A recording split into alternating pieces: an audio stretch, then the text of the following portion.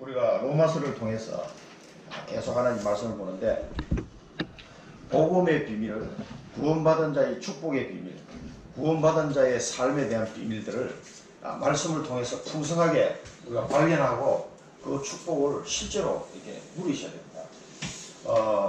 먼저 서론을, 오늘 본문을 보기 전에 계속 어떻게 보면 약간 반복되는 것처럼 보일 수 있는 부분도 있어요. 로마서에서 나온 내용들이. 그러나 차근차근하게 사도 바울이 지금 그 깊은 구원의 축복의 비밀 속으로, 복음의 그 비밀을 발견하는 그 속으로 우리를 인도해가고 있는 이 로마서 말씀입니다.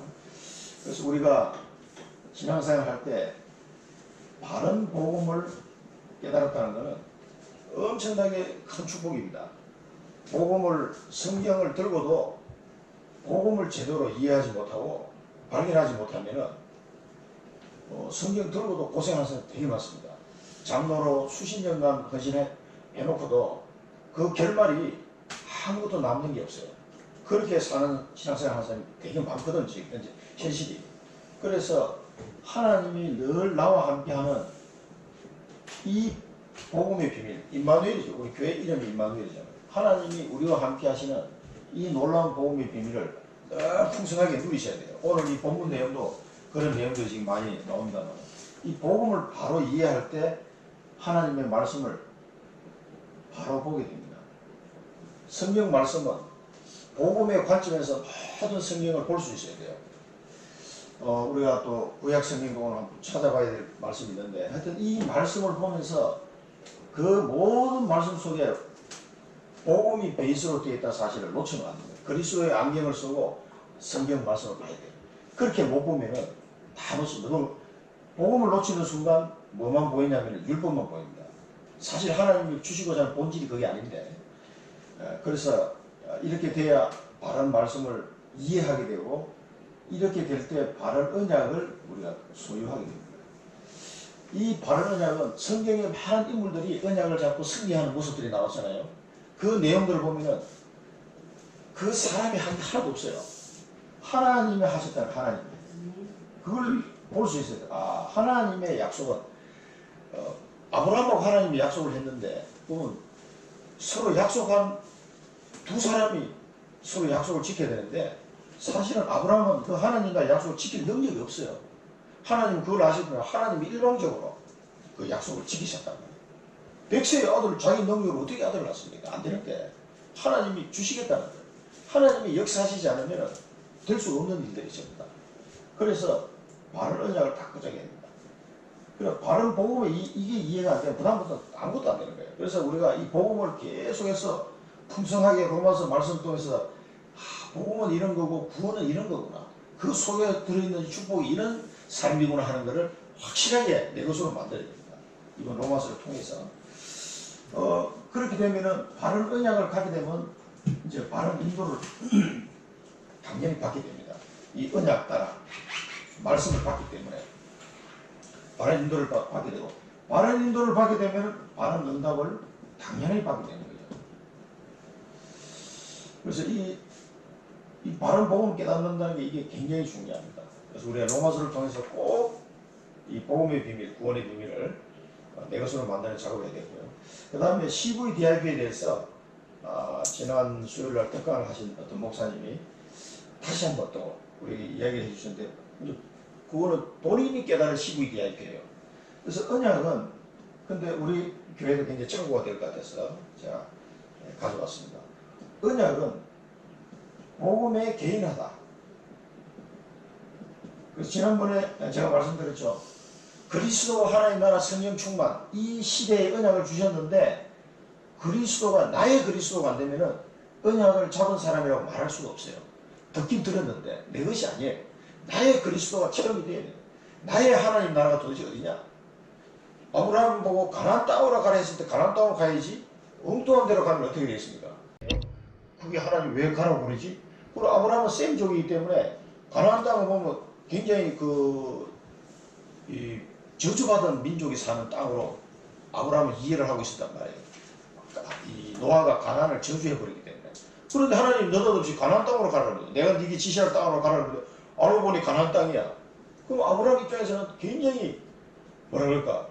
이상하다. 왜 가나안 가르치는 게 이해가 안 되는 그런 상황이 될 수가 있어요. 그러나 나의 가나안 땅 사도 바울에게는 로마로 가라. 네가 로마도 봐야 하리라. 가이사 앞에 서야 하리라. 이게 이제 자기 거거든. 자기 거. 그래서 복음의 개인화가 안 되면 언약을 잡은 거라고 할 수 없어요. 언약 잡은 거다 했을 때는 개인화가 되는 거예요. 그리스도 하나님 나라 성령 충만. 나의 성령 충만이 있어야 돼요. 전도사님 성령 충만한데 나는 왜 성령 충만을 못할까? 나의 성령 충만의 방법을 찾아내야 된다. 그 저는 기타 들고 찬양하는 거 아니면 드라이브 하면서 진행하고 찬양을 많이 했었어요.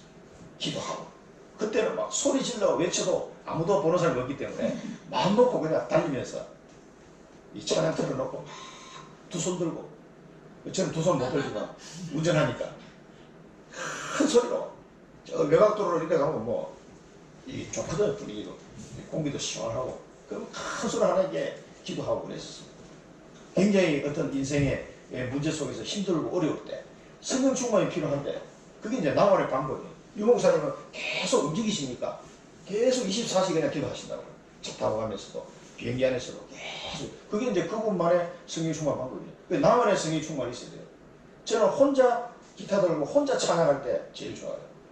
혼자 조용하게 찬양 내게 은혜되는 찬양을 찾아가지고 혼자 조용하게 찬양을 부르잖아요.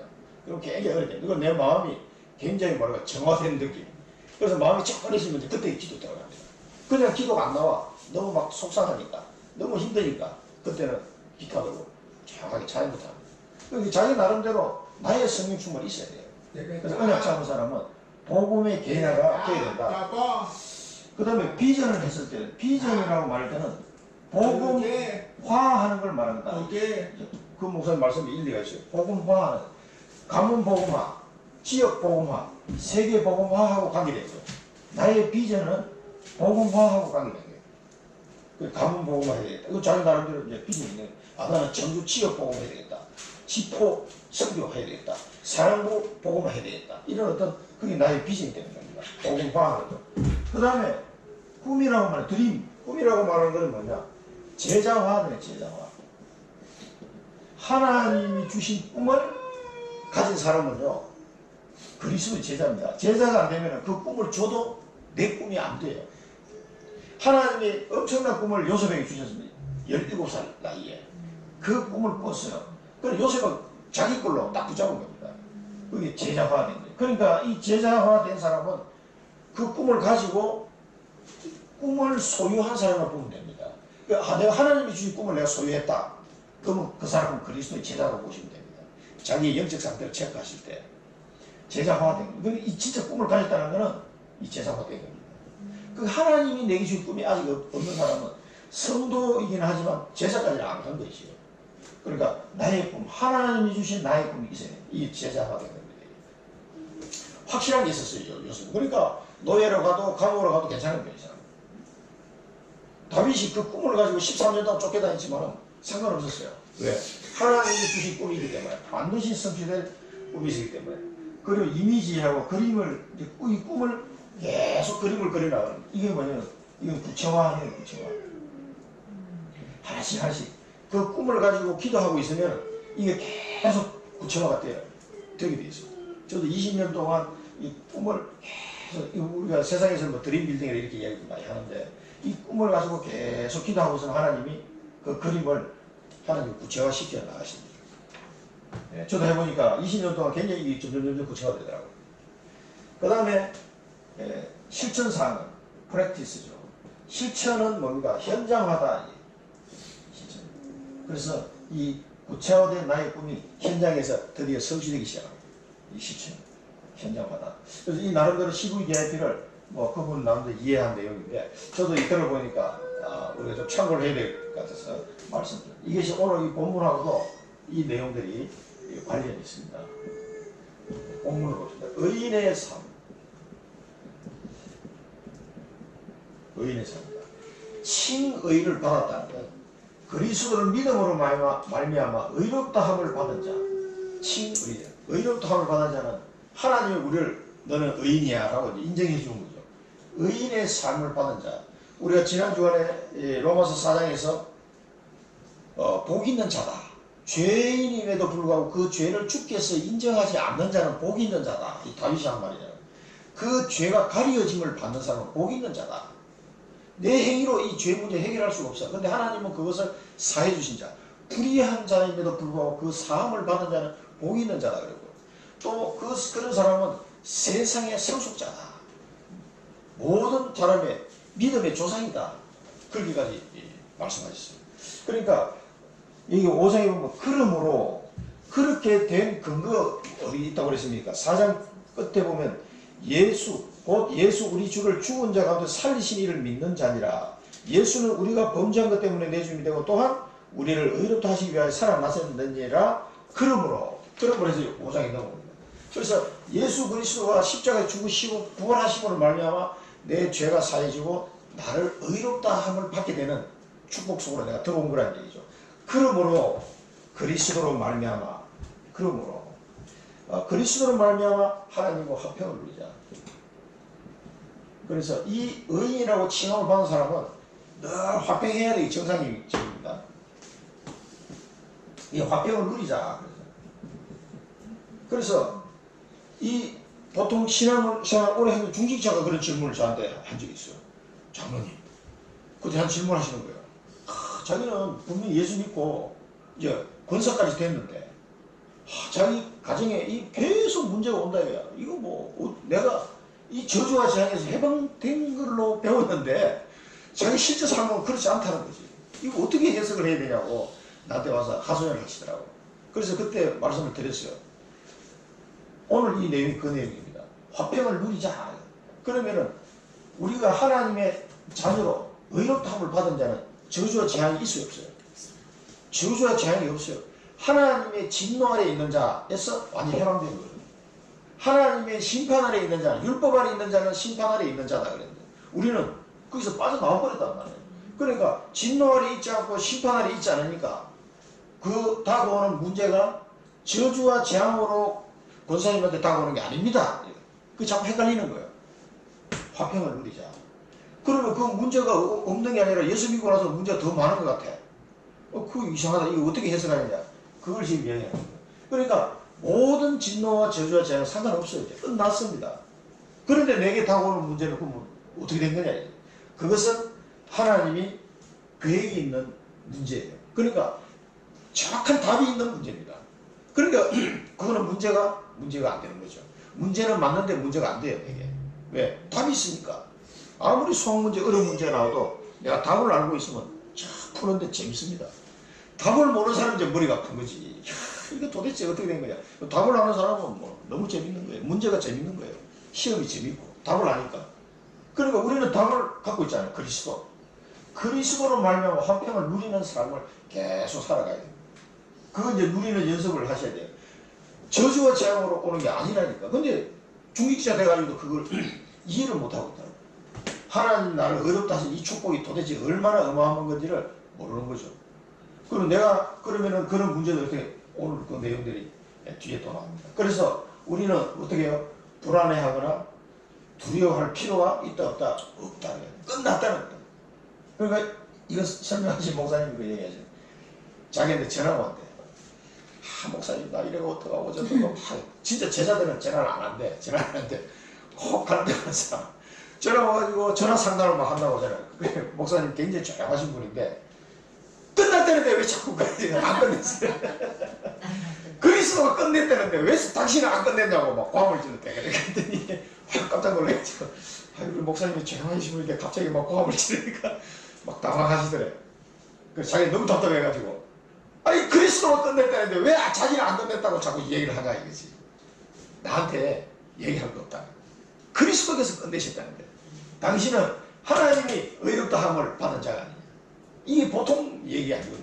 그런데도 하여간 안 끝난 것 같아. 자꾸 뭔가가 안 끝난 게 아니라니까. 그 문제의 답은 그리스도예요.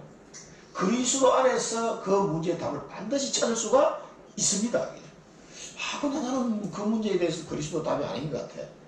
자꾸 헷갈려. 아닙니다. 그리고 제가 지난번에 얘기했잖아요. 제가 아는 장로님이 식당 하시면서 절대 식당 2년 만에 그만두면 안 된다. 이제 당신 나이가 몇 살인데 또 그만두면 이제 뭐 먹고 살 거냐. 분명히 그게 선물을 걸어라. 그러면서 제가 한 말이 있습니다. 이제 후배 장로니까 당신은 중앙에서 그리스도를 누리면 돼. 음식 만들 때 그리스도 역사해야 돼. 당신은 그 음식을 만들 때 그리스도가 답이 돼야 돼. 그게요, 쉬운 거 단순한 가지 그 답입니다. 아니 굴국밥 만드는데도 그리스도가 답이냐? 그게 답입니다. 당신은 그거를 현장에서 체험해야 돼. 식당 그 주방 안에서 땀 뻘뻘 흘리면서 당신이 만드는 그 굴국밥은 그리스도가 역사한 굴국밥이 돼야 된다는 거죠. 우리 다 마찬가지입니다. 저는 반도체 사업을 하면 그 반도체 사업하는데 그리스도 답이 돼야 된다니까. 그거 안 되면은요 화평을 누릴 수가 없어요. 그리스도로 말미암아 화평을 누리자. 근데 너 불안해, 두려워. 뭐가 두렵습니까? 그리스도 답이. 이걸 계속 우리는 연습하는 삶을 살아야 됩니다. 두려워할 필요 없습니다. 그 은혜에 들어갔다 그랬어요. 하나님이 우리가 예수 그리스도를 믿었다는 그 은혜 속에 들어갔다라고 과거형으로 쓰죠. 그래서 은혜 속으로 들어가서 하나님의 영광을 바라고, 하나님의 영광을 바라고 뭐하는 즐거워한다. 화평을 누리고, 그 다음에 은혜 속에 들어가기 때문에 하나님의 영광을 바라고 즐거워한다. 이 하나님의 영광을 바라고 즐거워한다는 말이 무슨 말인 것 같습니까? 우리가 성경 두 구절을 같이 찾아볼 수 있는데요. 요한복음 8장 56절을 보면은 예수님이 유대인들한테 한 얘기예요.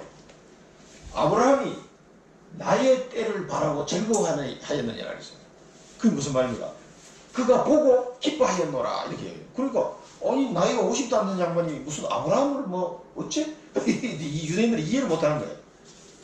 아브라함도 나의 때를 바라고 즐거워하였느니라. 그 말은 뭐냐면 2000년 전에 아브라함이 자기 아들 이삭을 통해서 이 언약의 계보를 통해서 그리스도 오실 것을 믿었어요. 그거를 믿음의 눈으로 봤다는 거예요. 예수님 그렇게 표현합니다. 그걸 보고 즐거워하였느니라. 그리스도의 언약이 성취되는 걸 바라보고 즐거워했는 거야. 그 그리스도 언약이 성취되는 그것이 하나님의 최고의 영광이 드러나는 순간인 거예요. 그러니까 이 영광을 바라보고 우리 즐거워합니다. 내 안에 어떻게 해요? 내 안에 그리스도 오셨잖아요. 이 엄청난 영광이 내게 임하였다. 그걸 생각하면서 즐거워해요. 임마누엘 누리는 내용입니다. 그러면서 골로새서 1장 27절에 보면 이 비밀은 너희 안에 계신 그리스도심이 곧 영광의 소망이니라. 이 비밀은 너희 안에 계신 그리스도심이 곧 영광의 소망이니라. 영광의 소망이다 그랬어요. 그리스도가 내 안에 계신 이게 영광의 소망이니라. 그리스도가 나와 함께 한다는 게 모든 것 다 이루어진 거거든요.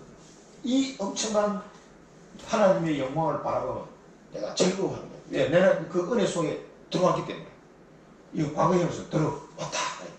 내가 하나님의 은혜 속에 들어왔기 때문에 그 하나님의 영광을 바라보고 나는 즐거워하느니라. 늘 즐거워하시기 바랍니다. 짜증내지 마시고 불신하지 마시고.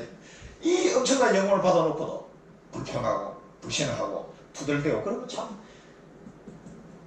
못되겠습니까? 하나님의 나중에 뒤에 또 우리가 보면은 더 기가 막힌 말씀을 또 하세요.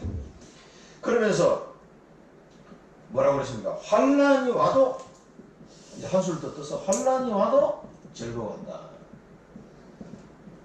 환난이 와도 즐거워한다. 또 왜 환난이 와도 즐거워합니까? 환난을 통해서 뭐예요? 인내를 통해서 연단을 통해서 소망이 있게 하시기 때문에 그렇습니다. 하나님께서는 소망을 이루는 줄 알미로다. 인내심은요, 그 로마서 주석서를 보니까 인내심은 환난을 통하지 않고는 인내심이 길러지지 않는다. 반드시. 그래서 하나님이 우리에게 필요한 환난을 주시는 거예요. 그래서 그 환난을 통해서 이제 아까 화평을 누리자 여기에 대한 또 답이 되기도 합니다. 환난을 통해서 인내심이 길러져요. 그 인내심을 왜 길러야 됩니까? 이유가 있어요. 이유가. 그래서 우리를 연단을 합니다. 연단. 이게 그릇을 키우는 거예요. 그릇을 키우는 거예요. 연단을 해서 우리의 영적 성미성을 만들어가는 겁니다. 지금 하나님. 연단을 통해서. 연단을 하면 연마하고 단련하는 거잖아요. 연마하고 단련해서 영적 성미성을 길러가는 거예요. 왜냐하면 하나님이 우리에게 주시는 소망이 있기 때문에 그렇습니다. 이 소망은 언약의 여정을 걸어가는 거예요. 언약. 이 나를 통한 언약, 복음의 개인아, 나를 통한 언약이 있어요. 그 언약을 이루실 소망을 있기 때문에 나를 인내하고 해서 그릇을 키우고 연단을 해서 영적 서비스를 키워가지고 하나님의 소망을, 언약을 성취시키는 거죠. 이 목표를 두고 하나님이 이렇게 끌고 가시는 거예요. 그래서 나의 환난도 즐거워할 수밖에 없는 거예요. 앞으로 일어날 이 소망을 이룰 줄 알기 때문에, 나의 환난이 하나님의 그 큰 소망을 이룰 줄 내가 알기 때문에 환난은 기뻐하는 거죠. 그래서 로마서 8장 18절에 보면 뭐라고 합니까? 우리의 현재 당한 이 고난은 앞으로 장차 나타날 하나님의 영광과 비교할 수 없다. 사도바울이 장차 나타날 하나님의 그 큰 영광과 비교할 수 없다. 지금 우리의 고난은 그런 겁니다. 그래서 이 환난을 통해서 인내하고 연단하게 만들고 소망을 이루게 하는 이 엄청난 축복이 기다리고 있기 때문입니다. 그래서 환난은 하나님의 자녀에게 주는, 너희를 의롭다 함을 받은 이 은혜 속에 들어온 자에게 주는 환난은 하나님의 소망을 이루는 것을 아시기 바랍니다. 그런데 즐거워하는 거죠. 즐거워해야 될 이유가 있는, 아무 이유도 없이 즐거워하면 그건 정신 나간 사람이지.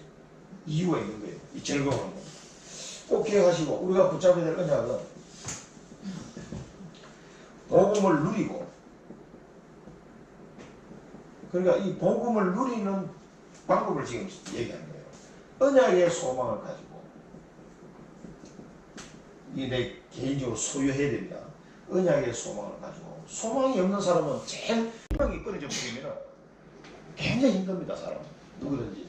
하나님이 주신 언약의 소망을 가지고 복음을 누리면서 언약의 소망을 가지고 즐거워하는 거지. 늘 즐거워.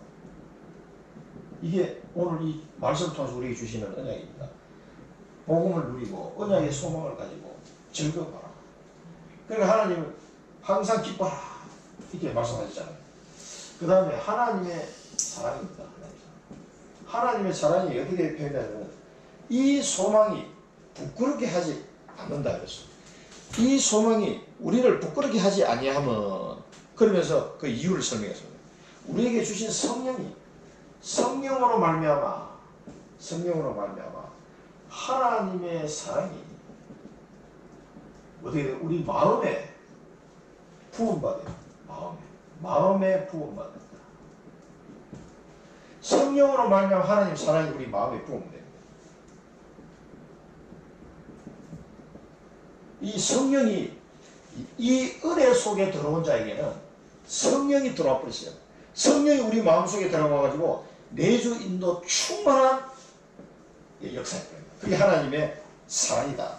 그래서 갈라디아서 3장에 보면은 5절에도 나왔습니다. 이 성령이 너희 안에 거하는 것이, 너희 안에 성령이 거하는 것이 율법으로 말미암은 것이냐 믿음으로 말미암은 것이냐, 이렇게 막 질문을 던지면서 갈라디아 교회가 잘못 이해하고 있는 걸 지적하고 있어요. 믿음으로 말미암아 성령이 우리 마음속에 들어오셨다는 거예요. 이 성령이 들어오신 것은요, 나중에 요 뒤에 보면은 나옵니다만은 굉장한 하나님의 사랑이에요. 이게 사랑의 표현입니다. 그러니까 요한복음 14장에 잘 나와있죠. 예수님이 뭐라고 직접 말씀하시죠. 16절에서 17절. 다른 보혜사, 내 이름으로 오실 성령, 다른 보혜사 성령을 너희에게 보내주실 것이다. 그 성령은 세상 사람들이 알지 못하는 영이다. 그리고 그 성령은 너희 마음속에 오셔서 영원히 함께 하실 것이다. 너를 깨닫게 하실 것이다. 그 내용을 예수님이 약속을 이렇게 말씀하는 장면이 요한복음입니다.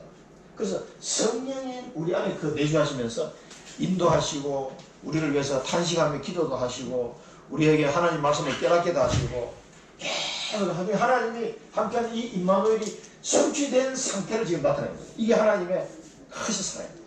하나님의 사랑이 마음에 부음받았다. 이 말은 성령이 내 속에 들어 나를 끌고 가시는 거예요. 나를. 이런 하나님의 엄청난 사랑을 받은. 그런데 이 사랑을 하나님이 언제 주셨냐면은 우리가 연약할 때, 이 연약할 때란 말은 하나님하고 아무 상관도 없이 살던 그런 수준임을 말하는 거예요. 하나님을 모르고 하나님을 오히려 대적하고 경건하지 않은 자로 살았단 말이에요. 연약할 때. 이때 하나님이 기약대로 이런 수준에 있는 나를 하나님이 사랑하셔서 기약대로 그리스도를 보내주셨다 그랬어요. 그리스도를 기약대로 보내주셔가지고 경건하지 않은 자, 경건치 않은 자 우리 로마서 1장에서 봤죠. 로마서 1장 특히 21절에서 25절을 보면 하나님을 드러내심에도 불구하고 하나님을 대적하고 우상숭배하고 불의를 일삼는 자, 그런 모습을 쭉 이야기했잖아요. 이거 경건치 않은 자란 말이에요. 경건치 않은. 우리가 이런 상태에 있어요. 우리가 연약해서 하나님을 알지도 못하고 경건치 않은 자의 삶을 살았단 말이에요. 이런 상태에 있는데도 불구하고 하나님은 우리를 사랑하사 기약대로, 약속대로 창세기 3장 15절에 여자의 후손으로 보내주겠다는 그 약속대로 그리스도께서 우리를 위하여 죽으셨다. 그리스도의 죽음, 십자가 죽음. 이런 나를 살고 있어요. 그러니까 하나님의 사랑이 얼마나 큰 사랑인가를 우리가 알 수가 있죠. 요한복음 19장 30절에 예수님이 십자가에서 죽으시면서 다 이뤘다, 다 이뤘다. 이 약속하신 것을 다 이뤘다, 다 이뤘다. 다 끝냈단 말이야, 다 끝냈다. 그래서 십자가에서 이 연약하고 경건지 못한 나를 살리기 위해서 그리스도께서 십자가에서 죽으심으로 다 이루신 거예요. 그러니까 그 밑에 보면은 여기 6절이 나오고 그 다음 7절에 보면 의인과 선인을 이제 들어서 또 부연 설명하고 있죠. 의인을 위하여 죽는 자가 쉽지 않고 선인을 위하여 혹 용감히 죽는 자 혹 있거니와.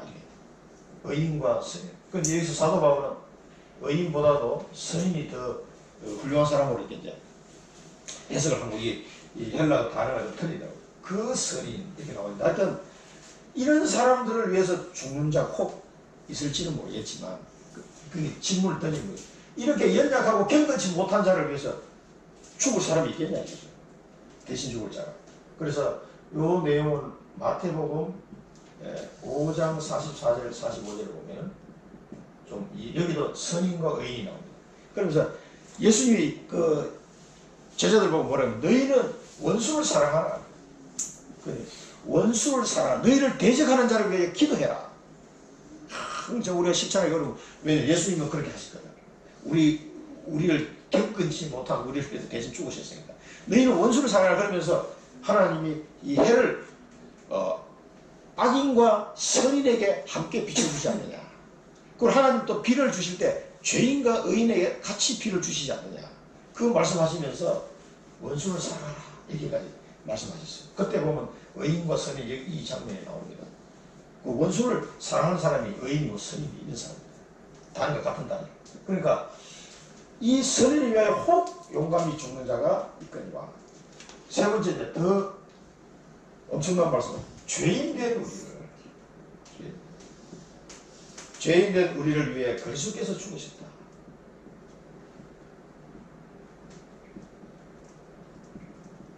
이 말씀. 그래서 이것이 하나님의 사랑의 확증이다. 그러니까 이 말을 보면 5장 7절 말씀을 보면 의인과 선에 대한 이야기를 하시면서 그러면 절대 안 되는 일인데 절대 불가능이 절대 가능이 되어버려요. 하나님은 죄인된 우리를 위해 그리스도께서 죽으시도록 하셨는데 그것이 하나님의 사랑의 확증이다. 이 사랑을 우리는 받았습니다. 로마서 8장 32절에 뭐라고 나옵니다. 로마서 8장 32절에 보면은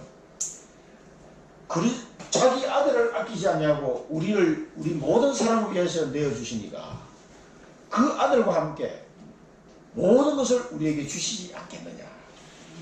자기 아들을 아끼지 아니하시고 우리 모든 사람을 위하여 내주시니까 어찌 그 아들과 함께 모든 것을 우리에게 주시지 않겠느냐. 믿어지십니까? 이게 하나님의 사랑이란 말이에요. 이 하나님의 사랑의 확정을 아멘으로 받으시고 이번 주간에 누리시기 바랍니다. 우리가 여기서 붙잡아야 될 미션입니다. 그러면 여기서 이제 앞으로 우리가 어떻게 살아야 됩니까? 하나님의 사랑의 확정을 받은 사람인데 이제 나는 죽고 누가 살아야 돼요? 내 안에 그리스도께서 오직 그리스도께서 살도록 하셔야 됩니다. 그리스도께서 나의 주인이 돼서 살아야 한다. 그리스도께서 사시는 것이라. 갈라디아서 2장 20절처럼 이제는 내 안에 그리스도, 나를 위하여 자기 몸을 들이시고 그 그리스도를 위하여 나를 사랑하사 나를 위하여 죽으신 그 그리스도를 위하여 나는 이제 사는 것이다. 내가 그리스도를 믿음으로 나가 사는 것이다. 그리스도 주인이 된 삶을 얘기해요. 이제 우리는 나는 죽고 그리스도께서 주인이 되어서 사는 삶을 살아야 되겠다. 이 하나님의 사랑을 우리가 깊이 묵상해 보면은 이런 답을 안 낼 수가 없어요, 사실은.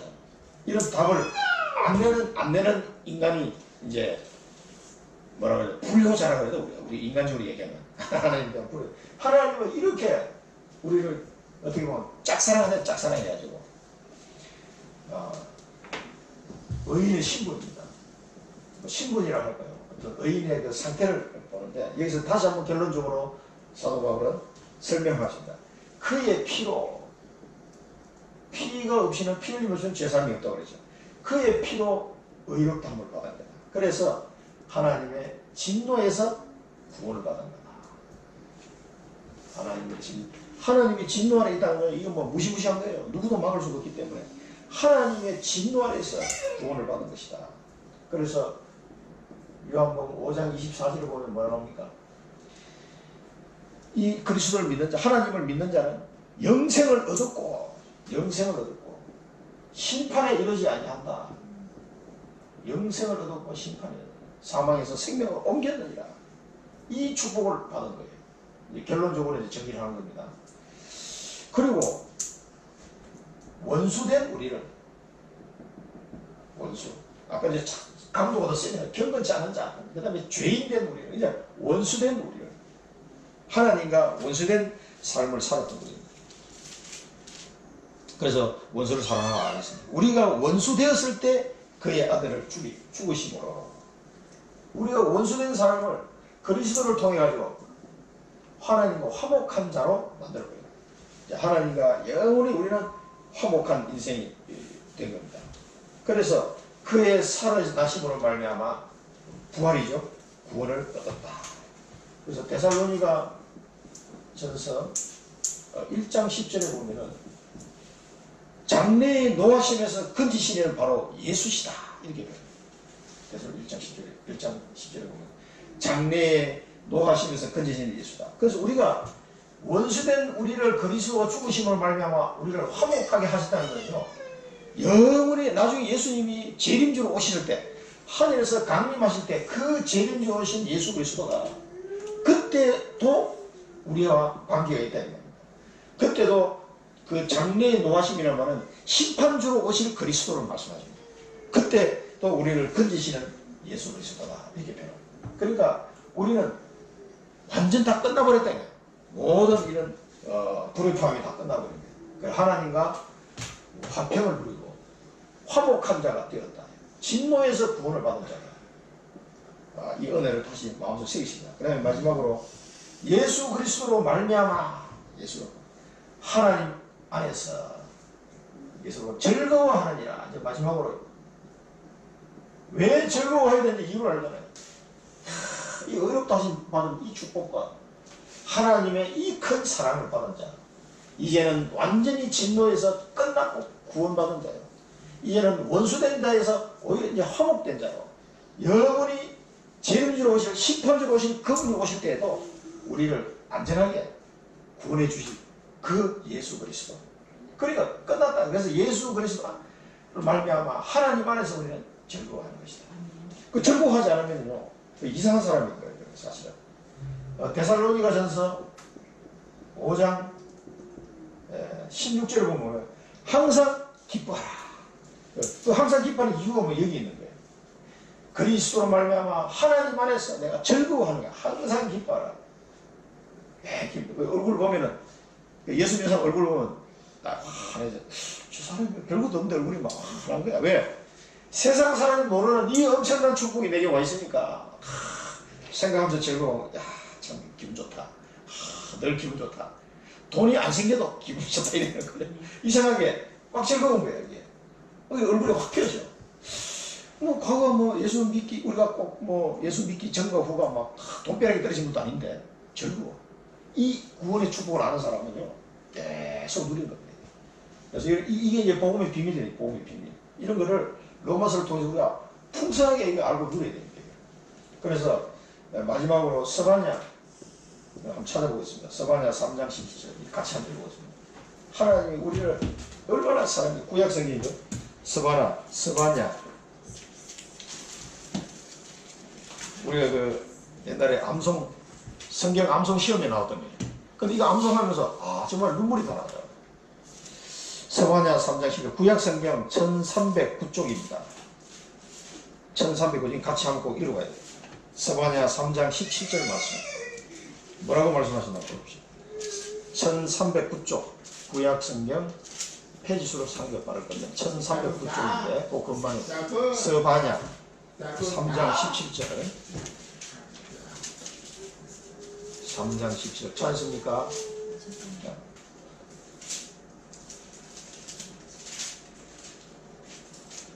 스바냐 3장 17절 같이 읽겠습니다. 너의 하나님 여호와가 너의 가운데에 계시니 그는 구원을 베푸실 전능자이시라.